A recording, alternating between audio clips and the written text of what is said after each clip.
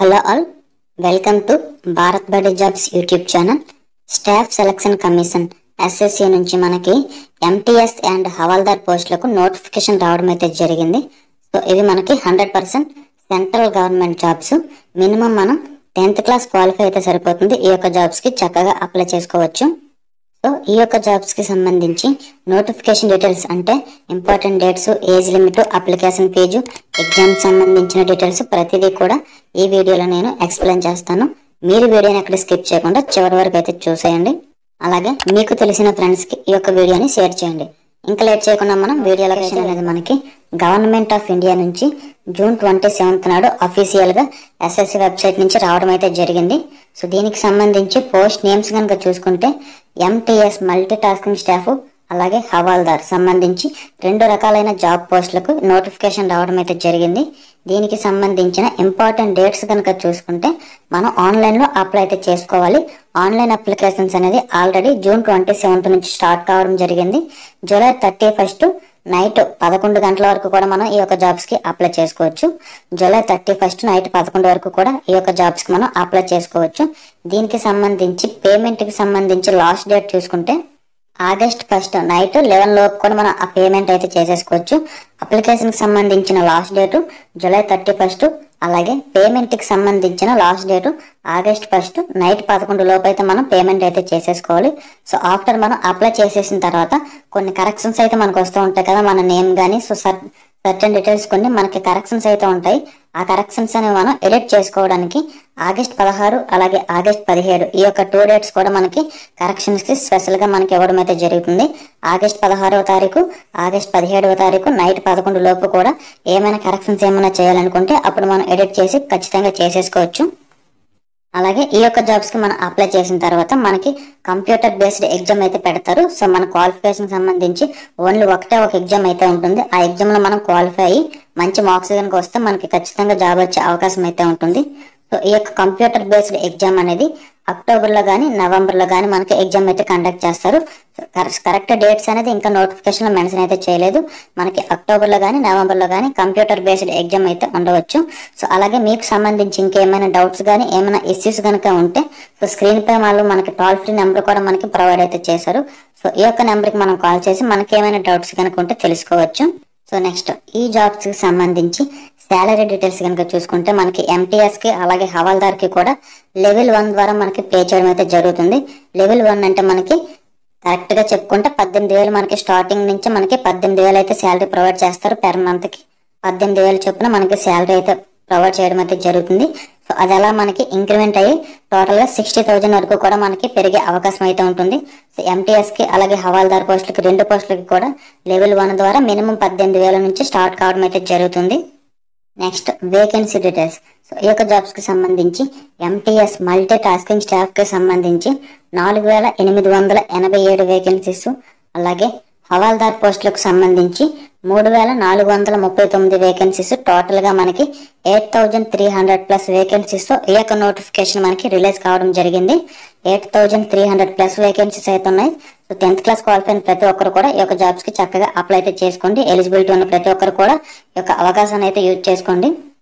అలాగే ఇండియాలో ఉన్న ప్రతి ఒక్కరు కూడా ఈ యొక్క జాబ్స్ కి అప్లై చేసుకోవచ్చు. మీకు సంబంధించి ఏజ్ లిమిట్ కనుక చూసుకుంటే MTS పోస్టులకు 18 సంవత్సరాల నుంచి 25 సంవత్సరాల మధ్య ఉన్న ప్రతి ఒక్కరు కూడా ఈ యొక్క జాబ్స్ కి అప్లై చేసుకోవచ్చు. MTS పోస్టులకు 18 సంవత్సరాల నుంచి 25 సంవత్సరాలు మీకు సంబంధించి డేట్ ఆఫ్ బర్త్ కూడా వీళ్ళు మెన్షన్ అయితే చేశారు. August 2వ తారీఖు 1999 నుంచి August 1వ తారీఖు 2006 మధ్య పుట్టిన ప్రతి స్టూడెంట్ కూడా ఈ యొక్క జాబ్స్ కి అప్లై చేసుకోవచ్చు. August 1999 నుంచి August 2006 మధ్య పుట్టిన స్టూడెంట్స్ అందరూ కూడా అప్లై చేసుకోవచ్చు MTS పోస్టులకు. అలాగే హవాల్దార్ పోస్టులకు 18 నుంచి 27 సంవత్సరాల మధ్య ఉన్న ప్రతి స్టూడెంట్ కూడా అప్లై చేసుకోవచ్చు. మీకు సంబంధించి డేట్ ఆఫ్ బర్త్ చూసుకుంటే August 2, 1997 నుంచి August 1, 2006 మధ్య పుట్టిన ప్రతి ఒక్కరు కూడా అప్లై చేసుకోవచ్చు. 1997 ఆగస్ట్ నుంచి 2006 ఆగస్ట్ మధ్య పుట్టిన ప్రతి స్టూడెంట్ కూడా అప్లై అయితే చేసుకోవచ్చు. మీ యొక్క కేటగిరీ బట్టి ఏజ్ రిలాక్సేషన్ కూడా మనకి కల్పించడం అయితే జరుగుతుంది. SC, ST, OBC, PWBD, ex service man అందరికీ కూడా 5 years నుంచి 15 years వరకు కూడా ఏజ్ రిలాక్సేషన్ కూడా కల్పించడం అయితే జరుగుతుంది. అలాగే క్వాలిఫికేషన్ ఆల్రెడీ చెప్పాం కదా, మెట్రికులేషన్ ఎగ్జామ్ అంటే 10th క్లాస్ మినిమం మనం 10th క్లాస్ పాస్ అయితే సరిపోతుంది. ఈ యొక్క జాబ్స్ కి అప్లై అయితే చేసుకోవచ్చు.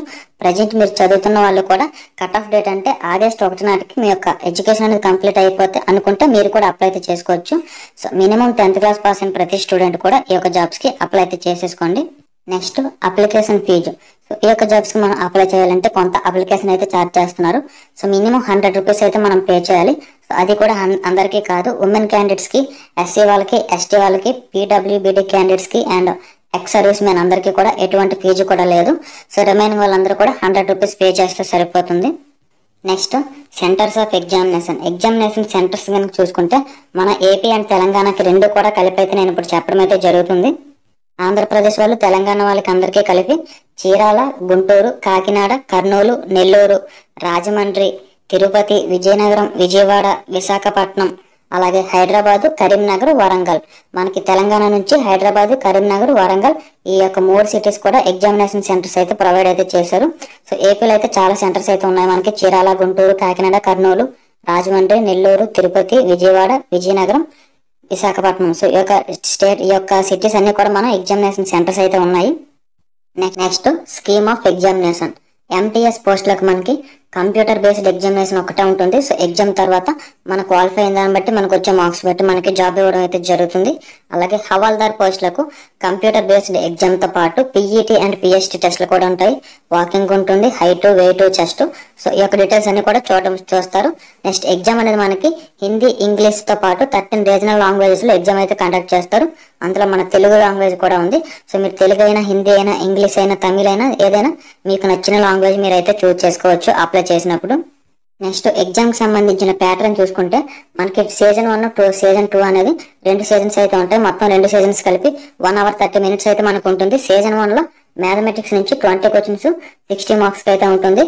అలాగే రీజనింగ్ నుంచి 20 క్వశ్చన్స్ 60 మార్క్స్, టోటల్ గా 40 క్వశ్చన్స్ మనకి 120 మార్క్స్ కి అయితే 45 minutes సీజన్ 1 అయితే ఉంటుంది. సీజన్ 1 45 minutes టైం అయిపోయిన తర్వాత ఆటోమేటిక్ గా సీజన్ 1 క్లోజ్ అయిపోయి సీజన్ 2 అయితే స్టార్ట్ అవుతుంది. సీజన్ 2 కూడా మనకి వెంటనే ఇమీడియట్ గా స్టార్ట్ అయిపోతుంది. జనరల్ అవేర్నెస్ నుంచి 25 క్వశ్చన్స్, అలాగే ఇంగ్లీష్ సంబంధించి 25 క్వశ్చన్స్, టోటల్ గా 45 minutes అయితే సీజన్ 2 టైం అయితే ఉంటుంది. సీజన్ 1, సీజన్ 2 కలిపి ఎగ్జాక్ట్ గా మనకి 1 hour 30 minutes అయితే టైం అయితే ఉంటుంది. ఈ యొక్క 1 hour 30 minutes కూడా మనకి కంప్యూటర్ బేస్డ్ టెస్ట్ అయితే ఉండడం అయితే జరుగుతుంది.